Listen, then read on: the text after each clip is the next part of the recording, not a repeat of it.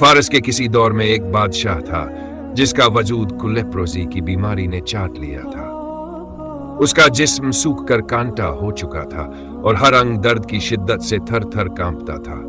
लाचारी का आलम यह था कि जब वह खिड़की से तंदुरुस्त लोगों को चलते फिरते देखता तो हसरत और रश्क से उसका कलेजा मुंह को आता। सर पर ताज तो था, पर वह खुद को एक ऐसी कोठरी का कैदी समझता था जिसकी दीवारें दिन ब दिन तंग होती जा रही थी। एक दिन दरबार के एक वफादार खादिम ने निहायत अदब से अर्ज किया, जिले इलाही, इस शहर में एक खुदा रसीदा दरवेश रहते हैं। उनकी परहेजगारी और तकवे की मिसाल नहीं मिलती। उनकी दुआएं अर्श को हिला देती हैं और खुदा के दरबार में फौरन मकबूल होती है। सुना है उनके दर से आज तक कोई खाली हाथ नहीं लौटा। उन्हें तलब फरमाएं, शायद आपकी शिफा का रास्ता वहीं से निकले। बादशाह के हुक्म पर सिपाही दौड़े और उस फकीर को दरबार में ले आए।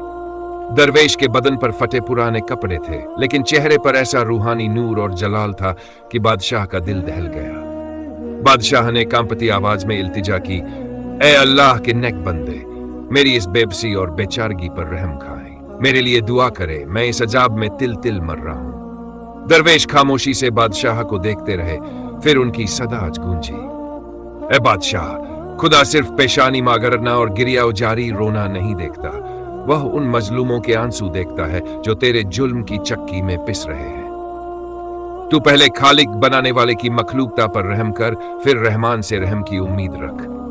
उन्होंने आगे कहा, तेरी जेलों में कितने बेगुनाह सड़ रहे हैं, कितने खानदान तेरी सख्ती की वजह से आहें भर रहे हैं।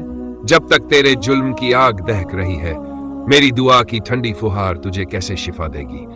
अगर तू अर्श वाले की रहमत चाहता है तो पहले फर्श वालों का हक अदा कर। मजलूमों की बद्दुआएं तेरा पीछा कर रही है, ऐसे में मेरी दुआ तेरा हाथ कैसे थामेगी।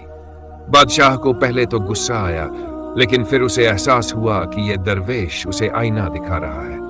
उसकी आंखें खुल गई। उसने फौरन हुक्मनामा जारी किया, सल्तनत के तमाम कैद खानों के दरवाजे खोल दिए जाएं। जो बेगुनाह हैं उन्हें आजाद करो और जिनका नुकसान हुआ है उन्हें हर्जाना दो।